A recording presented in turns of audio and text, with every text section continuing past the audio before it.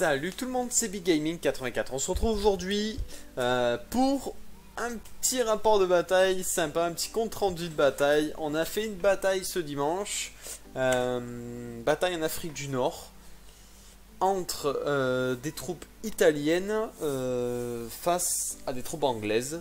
Les Italiens étaient en défense. Pourquoi ils étaient en défense? En fait, les Italiens avaient effectué un raid sur les lignes anglaises. Ils se sont repliés sur un village, dans un village qu'ils avaient pris. Les Anglais, eux, ont pris du renfort pour attaquer ce village italien. Il faut savoir que le but des Anglais est d'éliminer la force blindée italienne et de capturer des officiers afin d'avoir des renseignements. Ça, c'est l'objectif anglais. Les Italiens doivent se défendre et repousser l'ennemi, donc éliminer plus de 75% des forces anglaises. Et ils auront un soutien allemand au bout d'une quinzaine de tours, vous le verrez petit à petit. Voilà, ça va évoluer. Alors, c'est la première fois que je filmais une partie avec la caméra et je l'ai filmé et après j'ai mis la vidéo en accéléré. Alors, vous n'allez pas nous entendre parler tous les deux. Parce que honnêtement la partie a duré 3h32 pour être précis. Ou 3h35 exactement. Et du coup on peut pas entre guillemets on n'est pas concentré en permanence sur la partie. On discute, on parle de tout. Et voilà, donc je peux pas non plus vous faire ça quoi. Parler que de... On a du mal à parler que de figurines, que de wargame, tout ça, donc voilà, on essaye de... Ouais, je préfère faire comme ça, voilà, en fait, je préfère faire comme ça. Donc comment ça se passe, nous? Tout simplement, l'anglais, donc que vous voyez là-bas en haut, le joueur anglais, qui était joué par Mouse, mon adversaire, avançait ses troupes petit à petit. Alors, il faut savoir que c'était un raid large, sur une table qui n'était pas assez large, effectivement, ça en a rendu compte à la fin. Qui manquait un peu de largeur, voilà. Mais nous, ça nous convenait très bien. On a voulu jouer tranquillement, pas trop s'embêter, et ça a été sympa. Franchement, on s'est éclaté. Donc là, j'ai mis la vidéo en accéléré, ce qui fait que vous voyez un peu plus bouger les figurines, les blindés. Sur la gauche, vous voyez des légionnaires descendre d'un camion. Les légionnaires sur la petite dune de sable mettent en place un mortier, une mitrailleuse lourde. Enfin voilà, vous allez voir avancer. Et à des moments, vous allez me voir filmer de cet angle-là. Pourquoi? Et bien c'est quand la caméra tout simplement n'avait plus de batterie. Parce que je suis arrivé là-bas sans batterie. Bêtement. J'ai oublié de charger la caméra. Donc voilà, et c'est la première fois que je filme une partie. Donc soyez indulgents, je peux pas... Ça peut pas être parfait. Donc ce que vous voyez, les fumées grises. Les fumées grises quand elles sont sur le véhicule. C'est-à-dire que ce véhicule est détruit. Et vous voyez des espèces de grosses colonnes de fumée noires, marron, grises. Qui sont dans le sol, c'est-à-dire qu'il y a eu un tir d'artillerie à cet endroit. Donc il y a eu un petit raté de la part de l'artillerie italienne. Alors l'artillerie italienne avait l'avantage d'avoir 2 canons de 105, 3 canons de 75 et un canon de 210 mm. Donc très très bien équipé. Les Anglais, eux en revanche, avaient une artillerie assez faible. Ils avaient 4 canons hors table, plus un canon sur table, qui est tout à gauche d'ailleurs. Donc ils étaient quand même pas super bien équipés. C'était pas facile pour les Anglais d'attaquer. Après stratégiquement, on a vu avec Mouse à la fin, on a discuté de la stratégie que l'attaquant aurait dû adopter. Moi j'étais défenseur. Le problème qu'il y a eu, c'est que Mouse a fait rentrer beaucoup de Crusaders d'un coup. Et en fait c'est les Crusaders qui lui ont fait perdre la partie. Parce que le canon des Crusaders était pas très performant. C'était compliqué. Voilà, c'était compliqué pour lui de faire quelque chose de cohérent, de bien réussir, tout ça. Et ça a été compliqué pour lui d'attaquer. Donc c'est ce qui l'a énormément gêné. C'est les Crusaders qu'il a fait rentrer, qui commencent à faire rentrer maintenant. Mais vous voyez déjà... Avec les Matilda et les M3 Lee, il avait déjà atteint la moitié de la table rapidement. J'avais du mal à l'arrêter parce que le peu de véhicules que j'avais face à lui était trop faible. Mes carreaux armato, tout ça était vraiment faible. J'avais des petites automitrailleuses, des Saharina, des autoblindas. Tout ça, c'était trop faible pour affronter les Matilda et pour affronter les M3. Pour affronter quoi, les Valentines. Les Valentines qui sont puissamment... enfin, je vais dire puissamment armées, non, qui sont très bien blindées. Mais très lents et pas avec un canon exceptionnel, quoi. Un canon de 40 mm, c'est pas exceptionnel. Donc voilà. Moi en plus j'avais 3,88 pour me défendre, 2 sur camion, 1 sur pied. Malheureusement j'en ai rapidement perdu un qui a quand même fait deux éliminations, hein, qui a éliminé 2 blindés rapidement. Ça a été bien, ça a été vraiment bien. Après, il n'y a pas eu beaucoup de combats d'infanterie. Alors pourquoi il n'y a pas eu beaucoup de combats d'infanterie? C'est parce que vous l'avez vu au tout début de la vidéo, il y a beaucoup de figurines par terre. En fait, le tapis de jeu permettait pas de jouer avec des figurines qui socle à socle. Et Maus a beaucoup de figurines socle à socle et moi aussi. Donc on les a pas beaucoup sortis. On a surtout fait une bataille blindée. Et ça suffisait déjà, hein. Honnêtement, on s'est régalé. C'était super sympa. Et là, vous voyez un peu l'avancée des chars alliés au milieu des carcasses anglaises et italiennes un peu partout. Bon, il faut savoir que mes carreaux n'ont pas fait long feu, mes carreaux Armato, mes autoblindas, mes Saharina n'ont pas fait long feu. En revanche, mes Semovente ont vraiment beaucoup tenu tête aux Anglais. Vraiment, mais vraiment, vraiment. Pourtant, sur le papier, les Italiens avaient des chars beaucoup plus faibles. Mais...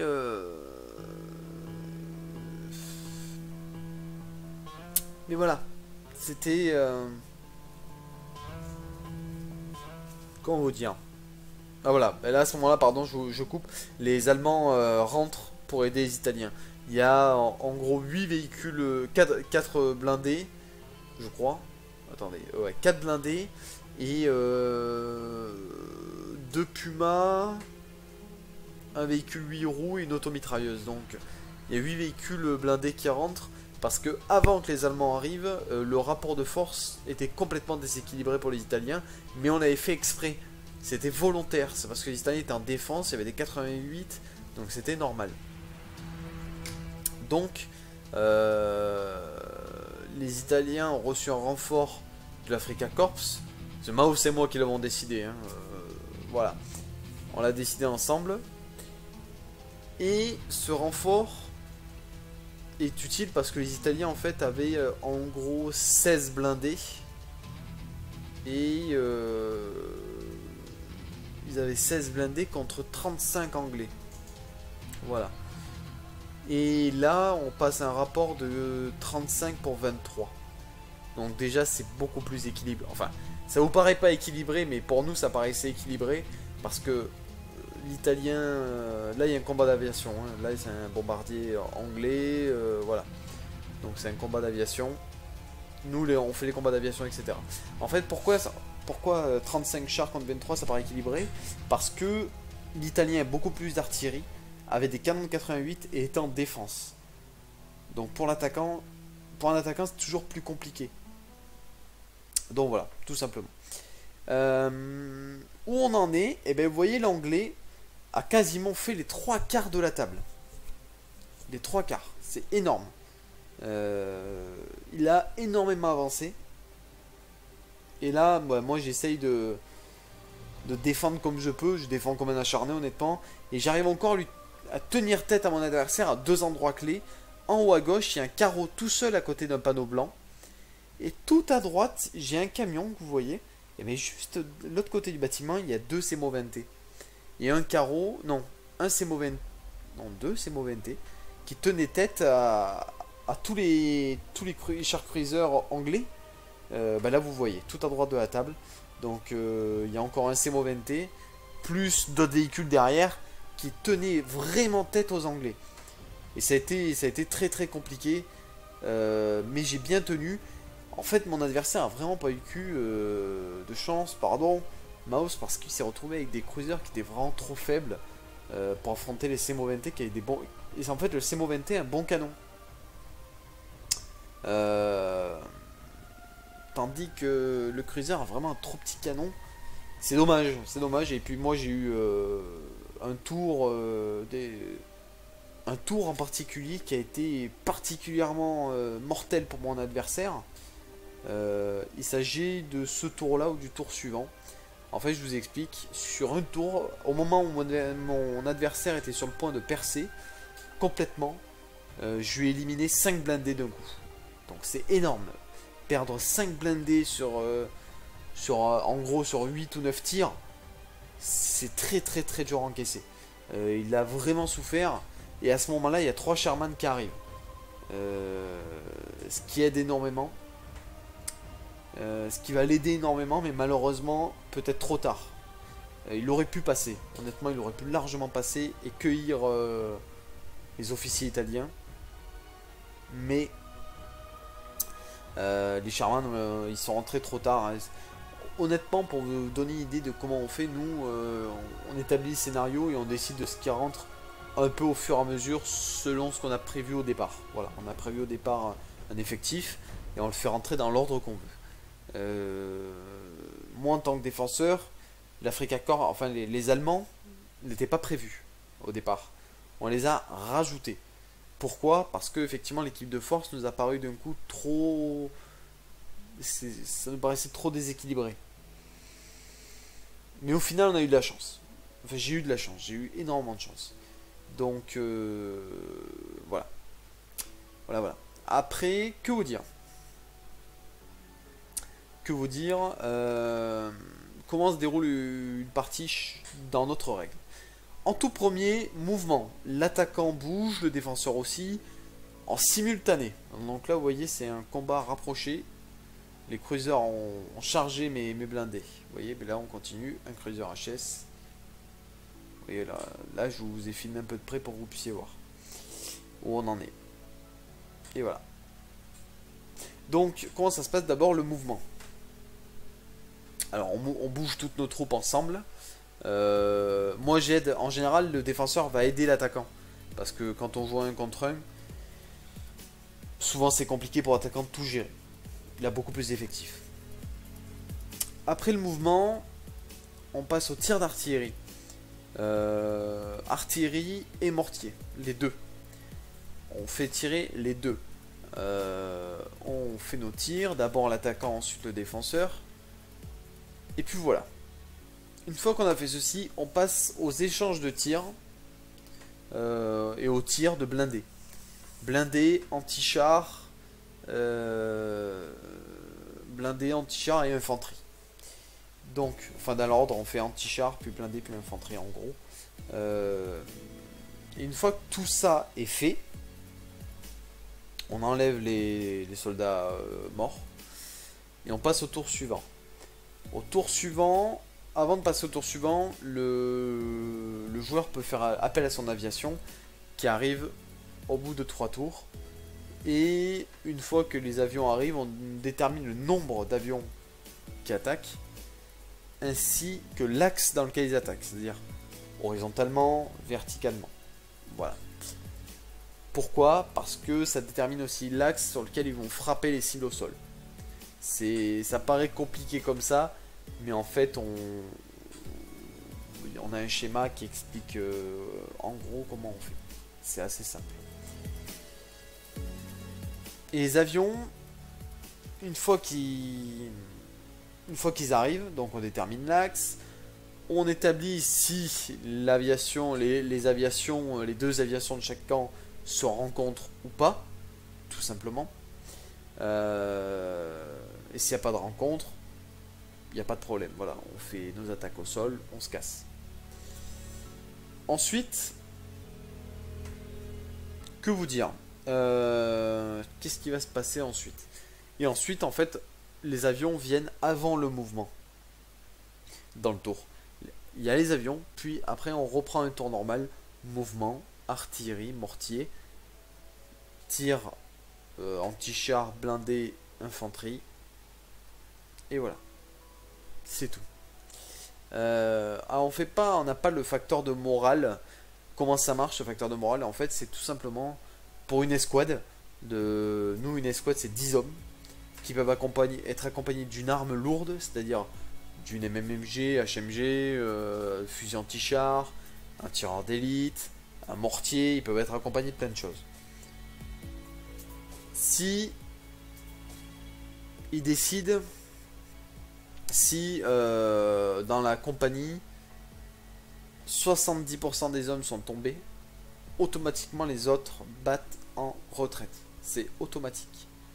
Voilà, c'est tout simple. Au moins on n'est pas embêté. Pas de facteur de morale. Selon les troupes, par contre, ça peut être, par exemple pour de la midi, ce sera moins élevé. Enfin voilà. En fait, la règle, c'est quelqu'un d'autre qui l'a écrite. Hein. Et c'est pas une règle officielle. Et nous, on l'a énormément modifiée pour aller pour correspondre à peu près à ce qu'on cherchait. Voilà. Donc voilà. Par la suite, je pense que petit à petit, je vous expliquerai les règles au travers de vidéos. Ce sera beaucoup plus clair, beaucoup plus simple pour vous. Et je suis en train de la réécrire. Mais pour ça, il faut du temps. Je pensais pouvoir le faire en 15 jours. En fait, ça fait des mois que je suis dessus. Ça fait des mois parce que je veux tout bien faire comme il faut. En même temps, je fais les cartes des blindés, je fais plein de choses. Et avec mon collègue Mouse, on essaye de... Chaque fois, on teste des nouveautés, on teste, on essaie de voir. Et c'est pas simple de tout bien faire comme il faut. Donc voilà. Nous, il y a deux types de règles. On fait on fait le type de règle recherche. Enfin découverte. C'est-à-dire toutes les unités sont cachées. Et on fait le type de règle où on voit tout. Alors là, vous voyez, ici, ce sont les derniers Sherman de Mouse qui sont entourés par les derniers blindés qui me restent. Il m'en détruit un. Il m'en immobilise un autre.